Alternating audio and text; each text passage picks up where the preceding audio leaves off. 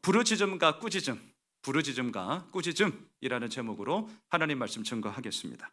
지난주 우리는 두 가지를 나누었습니다. 첫째, 두려움의 대상을 분명하게 해라. 우리가 두려워해야 할 것은 무엇이었습니까? 당장 내 눈앞에 보이는 현실의 두려움이 아니라 지극히 크신 하나님을 두려워해야 한다라고 말씀을 드렸어요. 또한 현실의 두려움이 엄습하게 되면 우리들에게 어떠한 일이 벌어지느냐? 지금 그 상황마저도 하나님께서 다스리고 계셔, 하나님은 100% 오르셔라는 이 말이 교회 안에서는 다들 인정하며 고백하는 것처럼 보이는데 막상 내 삶 가운데 내 생업의 현장에 두려움이 딱 들어오잖아요. 그 하나님이 새까맣게 잊어버려요. 까먹습니다. 느헤미야는 너무나 우리들의 그런 연약함을 잘 알고 있어서 지난주 기억나시나요? 지극히 크신 여호와를 두려워하고 기억해라 말씀하셨어요. 기억해라. 자, 두 번째, 지극히 크신 하나님을 두려워하고 기억할 때에 우리는 그 다음 스텝을 어떻게 할 수 있는가? 현실의 두려움 앞에 믿음의 담대한 선포로 우리가 그 믿음의 여정의 걸음을 나아갈 수 있다 말씀을 드렸습니다. 지난주 느헤미야는 현실의 두려움 앞에 선포했습니다. 하나님이 우리를 위하여 싸우시리라. 하나님이 우리를 위하여 싸우시리라. 이것은 그저 허울 좋은 이야기가 아니었습니다. 믿음의 담대한 선포였습니다. 현실의 두려움이 어떠하든지 간에 그 하나님이 우리를 위하여 싸우심으로 말미암아 우리의 삶 가운데 이루어 나가신 하나님의 100% 오르심이 얼마나 큰지를 이제 우리는 목도하게 될 거다. 그리고요, 그러한 외침과 담대한 선포 속에 이스라엘 백성들이 마음이 막 움직였습니다. 한 손으로는 무기를 잡고 한 손으로는 맡겨진 일을 하면서 52일 만에 무너진 성벽과 성문을 재건했다. 이 사실을 이제 우리는 익히 알고 있죠. 자, 이러한 가운데 오늘 우리가 보고자 하는 느헤미야 5장은 안타깝게도 4장과의 분위기가 너무너무 달라요. 자, 제가 지금 안타깝게도라는 의도적인 말을 이미 썼습니다. 지난주 4장에서의 상황은 무엇이었느냐? 산발락과 도비아로 대표되는 반대 세력들이 소위 외부의 공격이 있자 이스라엘 사람들은 하나로 똘똘 뭉쳤어요. 여러분, 역사를 봐도 똑같습니다. 외부의 공격이 있으면 어제까지 안에서 막 야당이니 여당이니 막 지지고 볶고 싸우다가도 야, 외부에서 공격이 일어나서 전쟁이 일어났어 하면 어떻게 됩니까? 스탑! 야, 이거 스탑! 야, 우리 우선은 힘을 모아 싸우고 보자. 이기고 보자. 당연한 얘기죠. 당연한 얘기. 자, 외부의 공격이 있을 때는 안에서 어떠한 갈등이 있더라도 우선 스탑! 그리고 싸워서 이기고 살고 보자. 그리고 나서 다음을 도모하자. 여기에 모든 의견이 딱 모아지기 때문에 하나가 되었단 말이죠. 그래서 적과 싸워서 이겼고 그 가운데서 참 귀한 은혜의 이야기를 나누게 되었습니다. 그런데 문제는 그 다음에 우리가 역사를 통해서도 너무 익히 제가 지금 그 다음 무슨 말을 하려는지 다 눈치채셨을 거예요. 외부의 공격이 하나로 똘똘 뭉쳤는데 이게 웬일입니까? 승리하고 난 이후 점점점이라고 할 때 그 점점점의 내용에 거의 10중 8구는 뭐죠? 이제 다시금 안에서 내부의 갈등으로 더 큰 힘듦과 어려움이 이루어지게 되더라. 여러분, 우리가 올해 아프가니스탄 돕기 했잖아요. 전 자세한 정보는 잘 모르겠습니다만 그래도 그네들의 입장에서는 미군을 하여튼 이제 내쫓은 거죠. 보낸 거죠. 그리고 나서 어떻습니까? 그 이후의 모습. 뭐 종종 외신을 통해서 우리가 듣게 되지만 그 안에서 여전히 내분과 갈등의 이야기, 특별히 여성 인권에 대해서는 완전히 이건 뭐 짓밟음이 어떻게 그럴 수 있어요? 완전 짓밟는 이야기. 그 속에서 또한 항변과 저항의 이야기가 있다는 것을 우리는 알고 있지 않습니까? 자, 느헤미야 5장이 딱 이렇습니다. 이제 내부 안에서 갈등이 빚어져요. 여러분, 오늘 본문 2절을 보십시오. 심각한 문제가 발생하는데, 자, 2절 같이 읽읍시다. 어떤 사람은 말하기를 우리와 우리 자녀가 많으니 양식을 얻어먹고 살아야 하겠다 하고 한마디로 식량난이 발생했습니다. 3절로 가보십시오. 계속 읽읍시다. 어떤 사람은 말하기를 우리가 밭과 포도원과 집이라도 저당 잡히고 이 흉년에 곡식을 얻자 하고 극심한 흉년으로 말미암아 있는 것 없는 것 다 저당 잡혀서 우선 먹고 살고나 보자. 흉년의 문제가 막 불어닥치기 시작했습니다. 4절로 가보십시오. 계속 읽겠습니다. 어떤 사람은 말하기를 우리는 밭과 포도원으로 돈을 빚내서 왕에게 세금을 바쳤도다. 이게 웬일입니까? 과도한 세금 징수가 막 뻥뻥 떨어지는데요.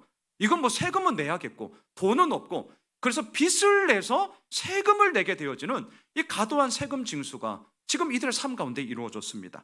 마지막 5절도 가보십시오. 같이 읽읍시다. 우리 육체도 우리 형제의 육체와 같고 우리 자녀도 그들의 자녀와 같거늘 이제 우리 자녀를 종으로 파는도다. 우리 딸 중에 벌써 종된 자가 있고 우리의 밭과 포도원이 이미 남의 것이 되었으나 우리에게는 아무런 힘이 없도다 하더라. 고리 대금으로 인하여서 빚은 졌는데 빚을 갚지를 못해요. 그러자 어떻게 됩니까? 사랑하는 자식들이 노예로 팔리게 되었습니다. 게다가 자기가 가지고 있는 것을 다 빼앗기게 되었습니다. 우리에게는 아무런 힘이 없도다. 이 말 속에 어떤 느낌이 드세요?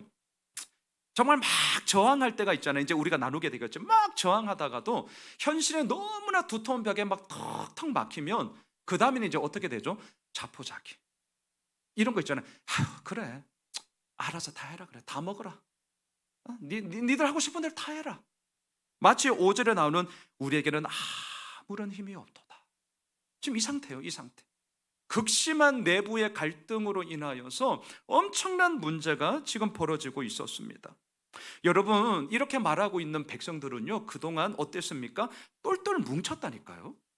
와, 똘똘 뭉쳤어요. 한 손에는 무기를 잡고요, 한 손에는 주어진 일을 감당하면서 단 52일 만에 무너진 성벽과 성문을 세웠던 사람들입니다. 딴 사람들 얘기가 아니에요. 그런데 이러한 좋은 일들이, 감사한 일들이 계속해서 벌어지면 좋겠지만 너무나 안타깝게도 지금 우리가 5장에서 보지만 현실은 전혀 그러하지 못했다라는 것이죠. 자, 1절로 가보십시오. 1절로 올라가세요. 같이 읽읍시다. 시작. 그때에 백성들이 그들의 아내와 함께 크게 부르짖어 그들의 형제인 유다 사람들을 원망하는데, 자, 오늘 첫 번째 포인트인데요, 부르짖음의 이야기가 나와요. 언제? 그때에. 자, 여러분, 얼핏 보면 이제 우리는 4장이 끝나고 5장 1절을 읽기 때문에 여기서 말하는 그때는 지난주 우리가 보았던 막 열심히 성벽 재건 공사하고 있는 바로 그때구나라고 착각할 수가 있어요.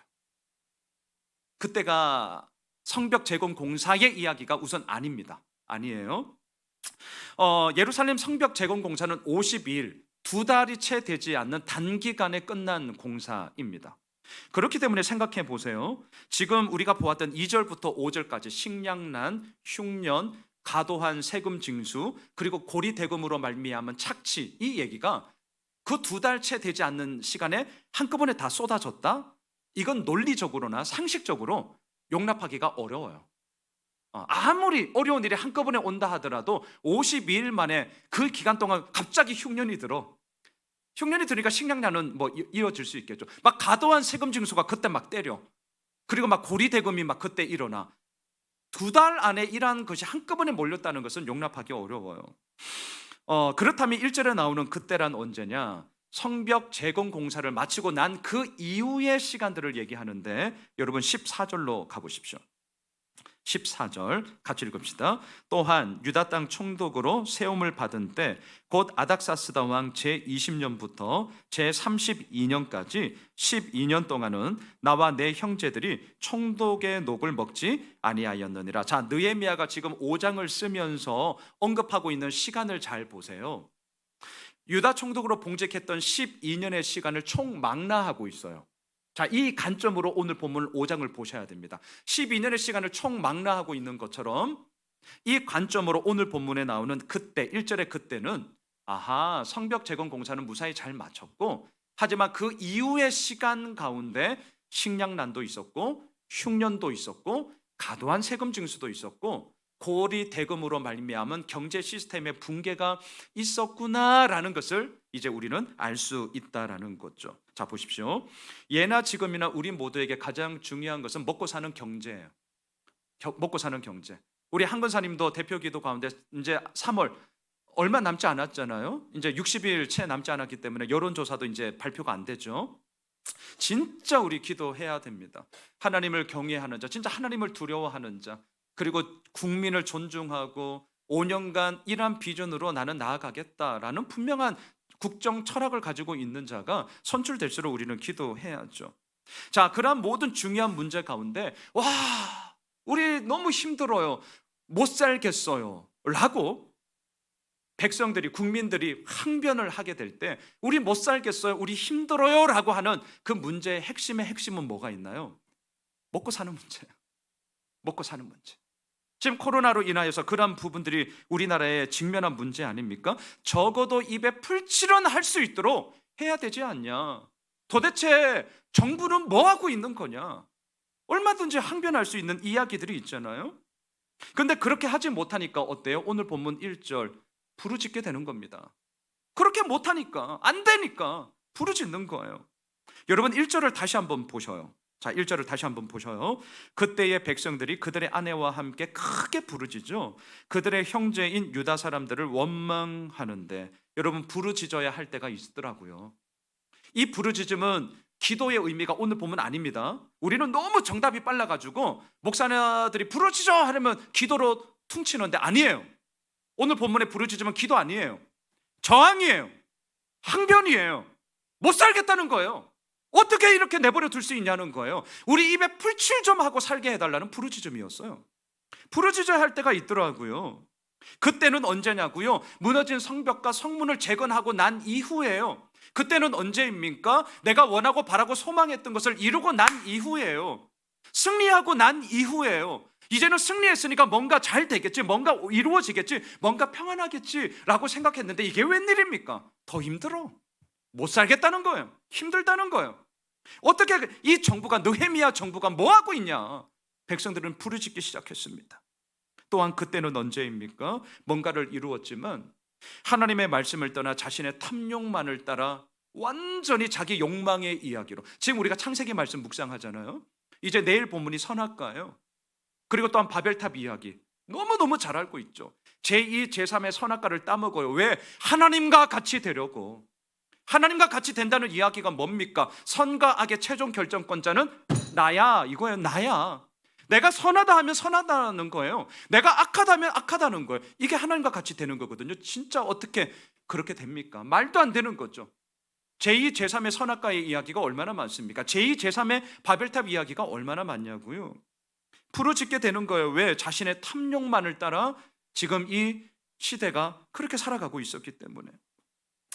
여러분 2022년을 살아가고 있는 우리가 이 본문 1절을 볼 때는 너무나 합당한 구절입니다. 특별히 잘 보시면 백성들이 그들의 아내와 함께 부르짖고 있습니다. 사회의 부당함에 대해서 남편과 아내가 한 목소리를 내어서 이러면 안 된다라고 부르짖는 거예요. 우리가 볼 때는 이건 너무나 맞는 거거든요. 자, 그런데 이 성경이 기록된 시기는 BC 444년이라는 것을 잊지 마십시오. 지금 2022년 우리들의 관점으로 보시면 너무나 합당한 거지만 이 당시의 관점으로 보면 이것은 극히 이례적인 일입니다. 더 나아가면 이건 용납이 안 되는 일이에요. 왜? 여성들이, 여자가 죄송해요. 제가 그렇다는 거 아닙니다. 지금 이거 보면 여자가 이거예요. 딱 이거예요. 이런 시대예요. 그러니까 여성들이 남편과 함께 부당함에 대해서 원망의 소리를 부르짖었다, 저항 운동을 했다. 이거는 씨알도 안 맥히는 그 시대 속에 느헤미야가 기록하고 있습니다. 의도적이에요. 아주 의도적인 거예요. 자, 무엇을 의도적으로 얘기를 하려고 하는가? 이겁니다. 성경을 읽고 있는 우리로 하여금 지금 느헤미야 5장에 발생한 문제들은 대충 넘어갈 문제가 아니다. 지금 이 발생한 문제는 너무너무 심각한 문제고, 더 나아가 성경을 읽고 있는 당신에게도 일어날 수 있는 문제다. 경고의 사인을 주기 위함이에요. 남의 일이니까 그냥 퉁치고 넘어가지 말라는 거예요. 에이, 느헤미야 5장, 6장 그냥 성경 그런 식으로 읽지 말라는 거예요. 식량난, 흉난, 과도한 세금 징수, 그리고 고리대금을 통한 경제 시스템의 붕괴, 이런 이야기는 남의 이야기가 아니라 바로 성경을 읽고 있는 당신의 이야기입니다. 이걸 지금 의도적으로 기록을 하고 있는 것이죠. 자, 오늘 첫 번째 포인트, 부르짖어야 할 때가 있어요. 부르짖어야 할 때가. 백성의 부르짖음, 이것은 부당한 현실에 대해 정당한 개선을 요구하는 저항이었습니다. 백성들의 부르짖음, 이것은요, 하나님을 떠나 자기 탐욕에만 빠져 있는 영적 무능함에 대한 영적 각성이었어요. 정신 차리라는 거예요. 정신 차려라. 백성들의 부르짖음, 이것은 무너진 하나님의 질서를 다시금 이 땅 가운데 바로 세우고자 하는 믿음의 몸부림이었습니다. 두 번째, 한편 백성들의 이러한 부르짖음과 저항의 목소리는 느헤미야의 귀에 들리기 시작합니다. 오늘 본문 6절로 가보십시오. 오늘 좀 왔다 갔다 할 거예요. 좀 집중해서 봅시다. 자, 6절 같이 읽읍시다. 시작. 내가 백성의 부르짖음과 이런 말을 듣고 크게 노하였으나 그동안 느헤미야가 분노할 일이 왜 없었겠습니까? 우리 알고 있잖아요. 산발락과 도비아가 얼마나 깐족됐습니까? 니들이 하면 뭘 할 수 있겠니? 업신여김, 조롱, 멸시, 이루 말할 수 없었습니다. 진짜 화딱지 나는 얘기고요. 그래서 그 화를 사람에게 풀지 않고 하나님께 풀었잖아요. 우리 그 본문 나누었잖아요. 자, 근데 보세요. 그동안 느헤미야 5장까지 오는 동안 정말 화날 일이 많았음에도 불구하고 성경에 명시적으로 느헤미야가 화를 냈다는 게 단 한 번도 없어요. 자, 그런데 오늘 본문 6절에 보면 느헤미야가 뚜껑 열렸어요. 사람은 사람이에요. 느헤미야가 뚜껑이 완전 열렸어요. 크게 분노하고 있습니다. 명시적으로 기록까지 하고 있습니다. 왜 이렇게 합니까? 진짜 뚜껑 열린 거예요. 진짜로. 이거는 내가 못 봐줘. 이렇게 된 겁니다. 이거는 내가 하나님께 엎드리는 것도 있지만 이거는 내가 분명하게 얘기해야겠어. 크게 대노하고 있습니다. 자, 질문. 왜 이렇게 뚜껑이 열렸을까? 그동안 느헤미야 진짜 하나님께 엎드려서 하나님께 오히려 기도하면서 하나님이 해결해 달라고 했던 그 사람이 왜 오늘 본문에서는 크게 노하면서 뚜껑이 열렸는가? 이유는 7절에 있어요. 자, 7절을 보십시오. 같이 읽읍시다. 시작. 깊이 생각하고 귀족들과 민장들을 꾸짖어 그들에게 이르기를 너희가 각기 형제에게 높은 이자를 취하는도다 하고 대회를 열고 그들을 쳐서.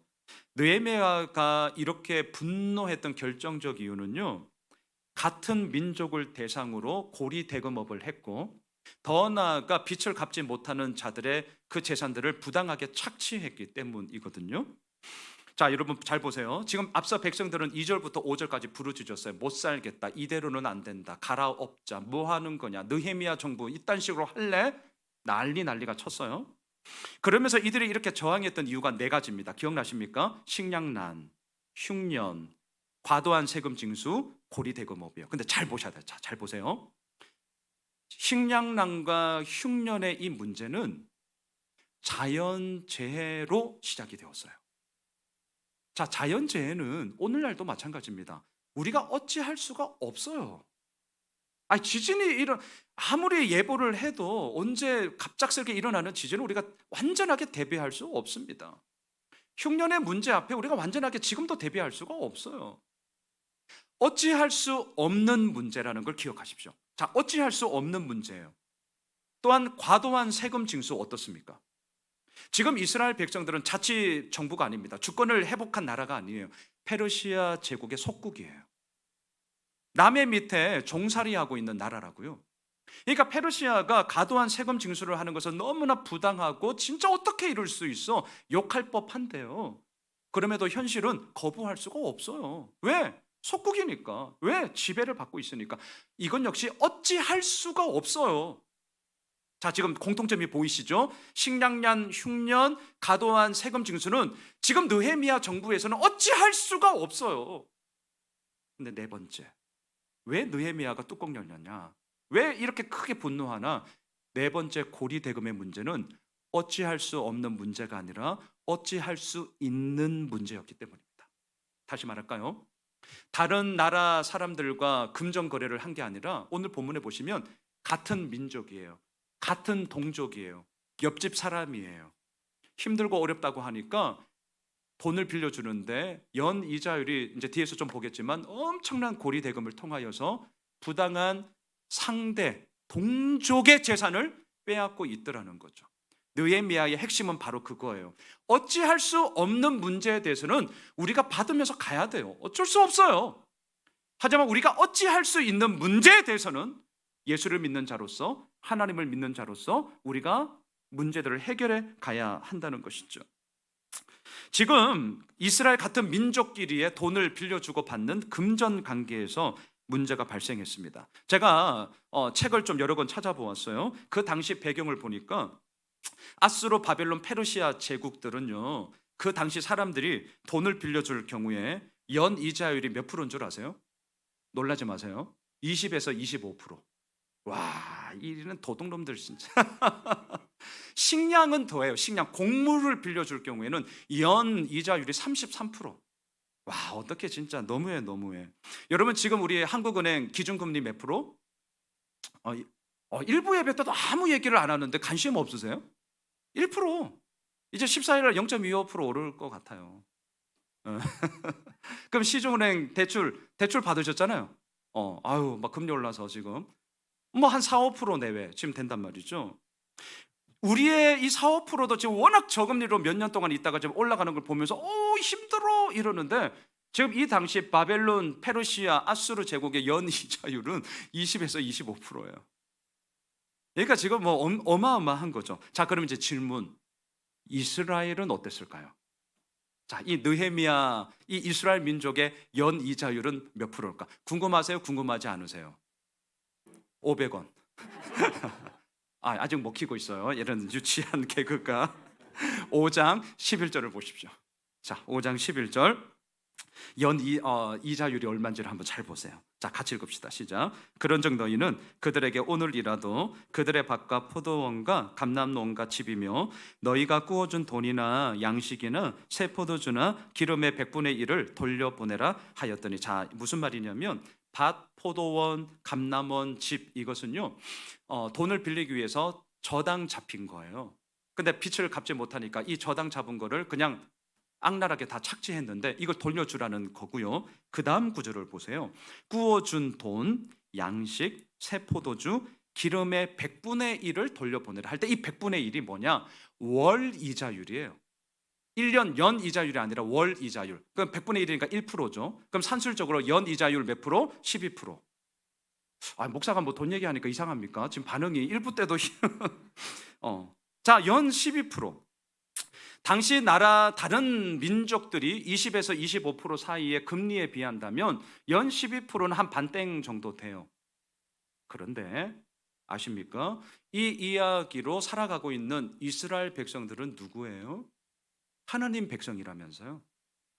지금 이 얘기를 하고 있는 이스라엘 백성들은 누구예요? 하나님의 말씀이 내 삶의 기준입니다. 그 말씀의 기준을 따라 내가 오늘도 살아가겠습니다라고 고백하고 선포하는 자들이라면서요.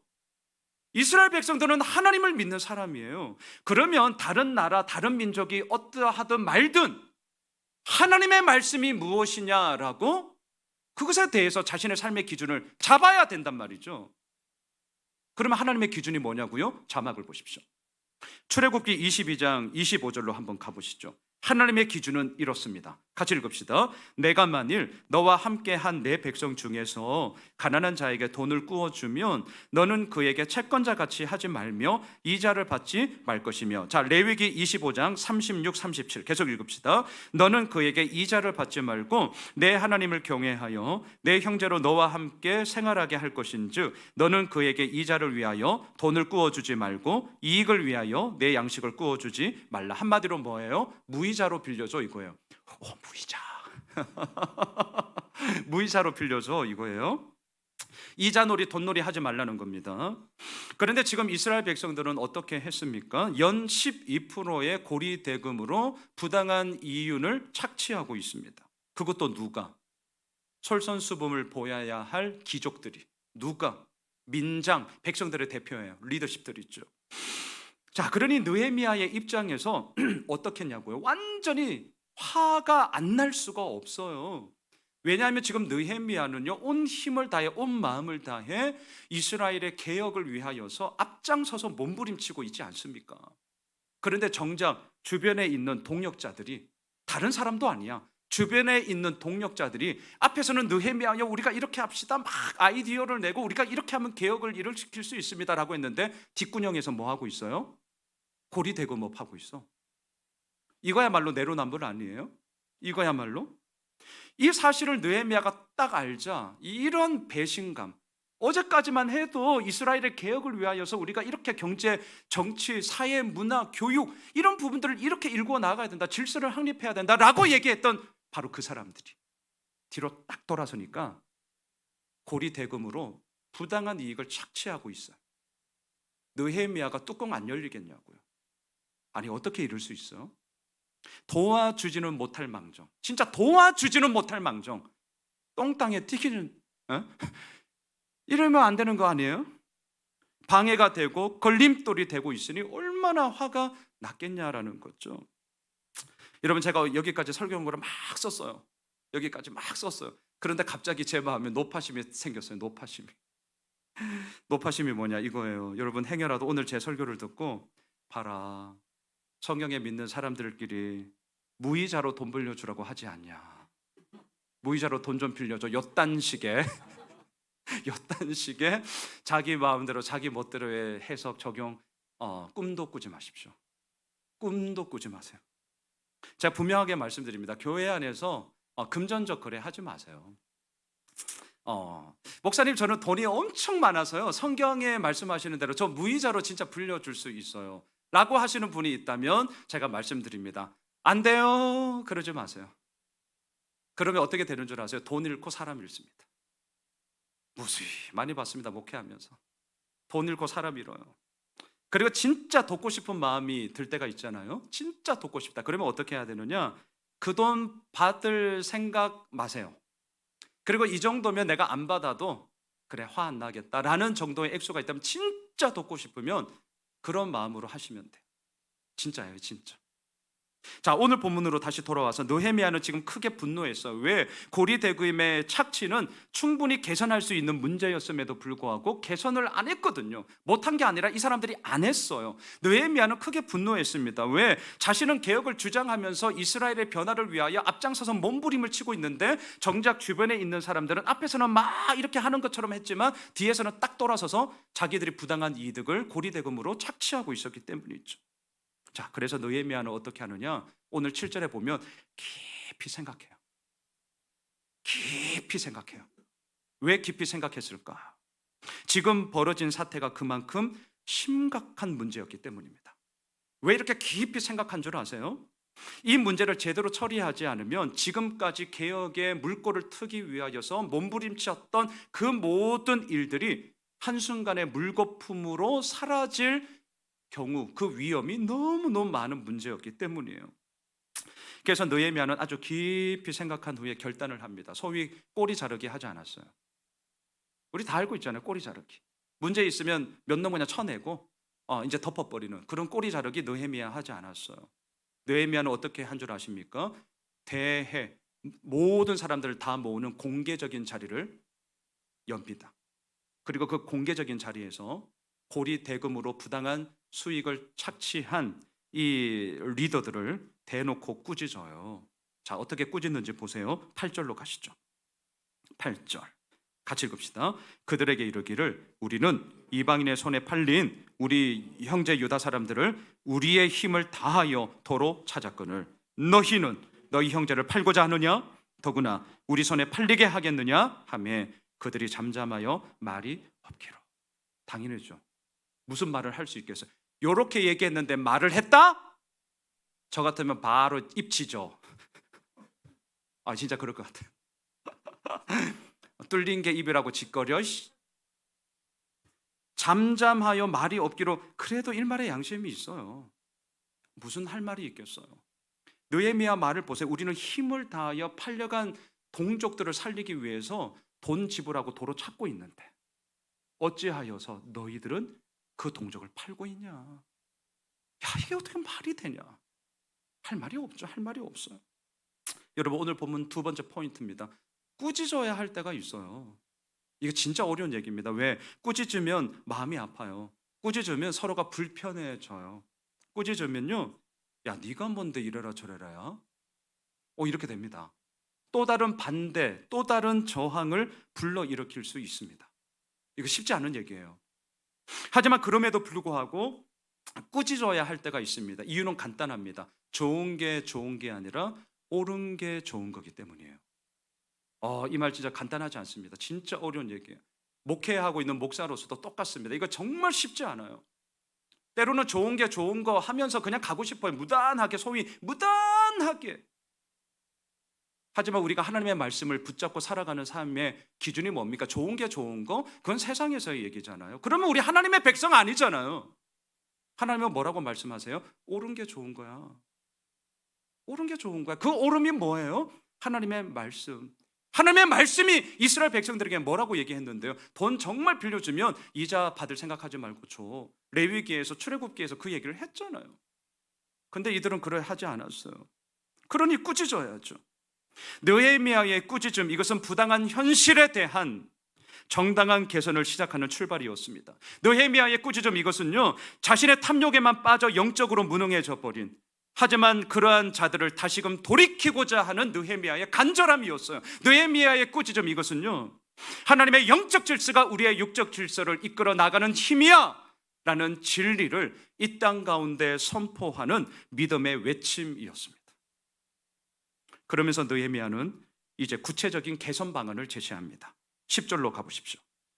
어떻게 하면 좋을까? 자, 10절입니다. 시작. 나와 내 형제와 종자들도 역시 돈과 양식을 백성에게 꾸어 주었거니와 우리가 그 이자 받기를 그치자.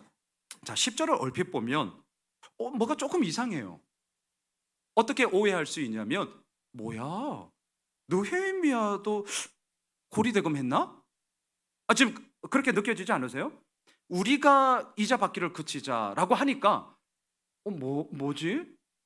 이렇게 된단 말이죠. 10절을 이해하기 위해서는 끊어서 읽으셔야 됩니다. 끊으셔야 돼요. 나와 내 형제와 종자들도 역시 돈과 양식을 백성에게 꾸어 주었거니와, 여기서 끊으셔야 돼요. 이때의 빌려줌은 이자 받지 않고 말씀 그대로 느헤미야와 그의 가족들은 백성을 살리기 위해서 있는 것 없는 것 정말 다 꾸어줬어요. 그 얘기예요. 그러면서 그 다음 구절을 보세요. 우리가 그 이자 받기를 그치자, 이렇게 얘기를 해요. 자, 여러분, 지금 이렇게 꾸짖으면서 말하고 있는 느헤미야의 눈빛, 느헤미야의 마음을 지금 빨리 상상해 보세요. 우리가 이제 그 이자 받기를 그치자, 이렇게 얘기를 해요. 우리가, 너희가, 이렇게 얘기해야 되는 거 아니에요? 왜? 걔네들이 잘못했으니까. 근데 느헤미야는 얘기합니다. 우리가. 여러분, 저희 교회가 이제 개척하고 난 한 4년 4개월 정도 됐는데 한 1년 지나고 났을 거예요. 지금도 조금 이 건물에 공실이 있지만 그때는 공실이 더 많았거든요. 그때 이렇게 주일에도 아이들, 지금도 탁구 이제 좀 치지만 탁구를 막 치고 했는데 아마 칠 곳이 없어서 이 테이블을 가지고 3층에 이제 공실에서 쳤던 것 같아요. 쳤어요. 저는 정말 몰랐어요. 근데 주중에 이 건물주가 저에게 막 화를 내면서 전화가 왔어요. 아니, 목사님, 이렇게 무단 침입해도 되는 겁니까? 다짜고, 난 뭔 말이지? 해서, 뭐예요? 했더니, 아니, 3층에 어떻게 탁구대를 설치하고 탁구 치고 있습니까? 이거 내 허락도 받지 않고 이거 무단 침입, 고소 고발할 거예요. 와, 나 쫄아가지고요. 그럼 뭐라 그래요? 탁구대 우리 교회 거니까. 죄송해요. 그래서 각서 쓰라는 거예요. 내가 각서까지 썼습니다. 진짜. 와. 그런데 그때 제 마음이 어땠는 줄 아세요? 화났어요. 화가 막 치밀어 오르더라고. 진짜. 아니, 막말로 내가 한 것도 아니고 저 진짜 몰랐거든요. 물론 이제 우리 애들이 한 거죠. 애들이 한 거지. 그러면서 그때 느꼈던 마음이 뭐냐? 그래, 결국은 내 책임이지. 이거 어렵습니다.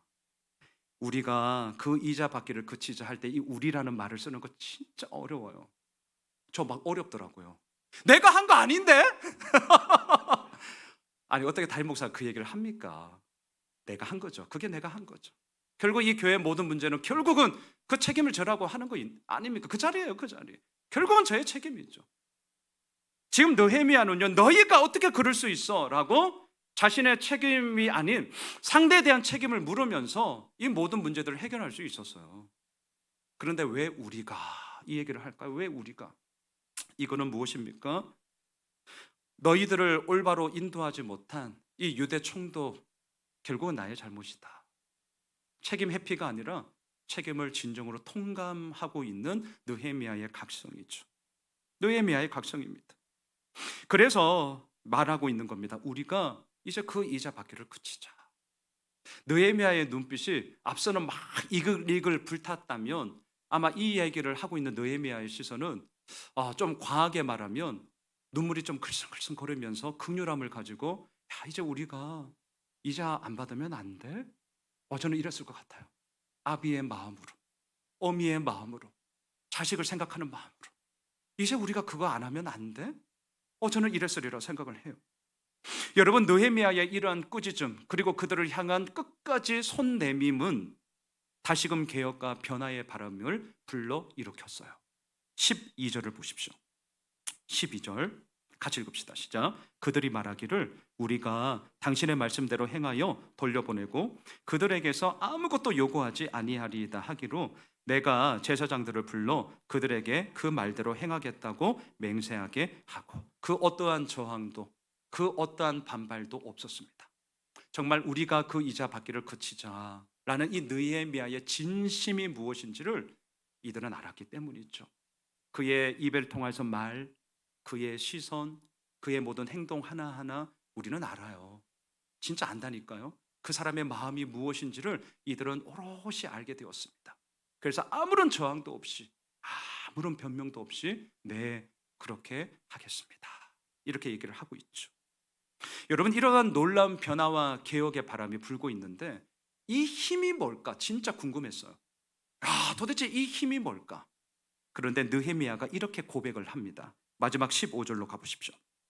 15절 뭐라고 얘기하느냐? 같이 읽으시죠. 나보다 먼저 있었던 총독들은 백성에게서 양식과 포도주와 또 은 40세겔을 그들에게서 빼앗았고 또한 그들의 종자들도 백성을 압제하였으나 나는 하나님을 경외함으로 이같이 행하지 아니하고. 지난주 본문과 이어진다는 것이 보이십니까? 결국 이 개혁과 변화의 바람의 물꼬는 어디서부터 이루어지느냐? 하나님을 경외함이에요. 진짜 우리가 두려워해야 합니다. 누구를? 하나님을. 우리는 하나님을 내 입맛대로 생각해요. 어떤 하나님? 사랑의 하나님, 위로의 하나님, 평화의 하나님, 좋은 거는 다 때려 붙여. 근데 정작 그 하나님을 고백하면서도 내 삶에 이런 부당함의 이야기가 있다면 하나님은 책망의 하나님이세요. 심판의 하나님이세요. 공의의 하나님이십니다. 우리는 하나님을 진짜 두려워해야 돼요. 앞서 우리가 인내성을 부를 때 가사가 있잖아요. 비록 내게 보이지 않아도, 비록 내게 느껴지지 않아도, 비록 내게 들리지 않아도 하나님은 일하십니다. 주님은 멈추지 않으세요. Never stop. 멈추지 않으세요. 하나님은 하나님의 일 가운데 행하세요. 그 하나님을 진짜 우리 두려워해야 됩니다. 하나님을 경외했던 느헤미야의 이 믿음의 핵심이 있었기 때문에 그는 도덕적 청렴함으로 그의 모든 봉직 생활을 이루어 나갔던 것이죠. 말씀을 정리하겠습니다. 백성들의 부르짖음이 있었고 느헤미야의 꾸짖음이 있었습니다. 그런데 이 둘 다 뭐였느냐? 부당한 현실에 대한 정당한 개선이었습니다. 백성들의 부르짖음이 있습니다. 느헤미야의 꾸짖음이 있습니다. 탐욕의 눈이 먼 영적 무능함을 깨뜨리는 영적 각성이었어요. 백성들의 부르짖음이 있었어요. 느헤미야의 꾸짖음이 있었습니다.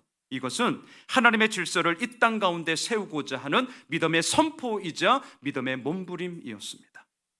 그러면서 느헤미야는 하나님께 엎드려요. 19절, 오늘 본문 가장 마지막입니다. 19절 읽겠습니다. 시작. 내 하나님이여, 내가 이 백성을 위하여 행한 모든 일을 기억하사 내게 은혜를 베푸시옵소서. 사랑하는 예수 오매실 가족 여러분, 우리도 부르짖을 때가 있습니다. 꾸짖을 때가 있습니다. 하지만 아십니까? 이러한 모든 것 가운데 오늘도 우리가 엎드려 구할 수밖에 없는 것은 19절 마지막, 하나님 우리에게 은혜를 베풀어 주시옵소서. 이 은혜를 구하는 마음으로 시작할 때 우리들의 부르짖음은 정당한 저항이 될 것이지 내 이익을 더 뺏고자 하는 악다구니가 안 될 겁니다. 하나님 내게 은혜를 베푸시옵소서라는 마음으로 시작하는 꾸짖음이야말로 봤지, 나한테 까불면 너 이렇게 돼 라는 짓눌러 버림이 아니라 진짜 그 사람을 살리고자 하는 간절함이 될 거예요. 정말입니다. 하나님 내게 은혜를 베푸시옵소서. 우리 이번 한 주간 부르짖을 때 부르짖으십시오. 꾸짖을 때 꾸짖읍시다. 하지만 그 모든 마음의 동기가 하나님 은혜를 베풀어 주십시오. 그 은혜의 이야기 속에 우리들의 모든 삶의 동력들이 이루어지는 그런 복된 한 주간 되시길 주님의 이름으로 축복합니다.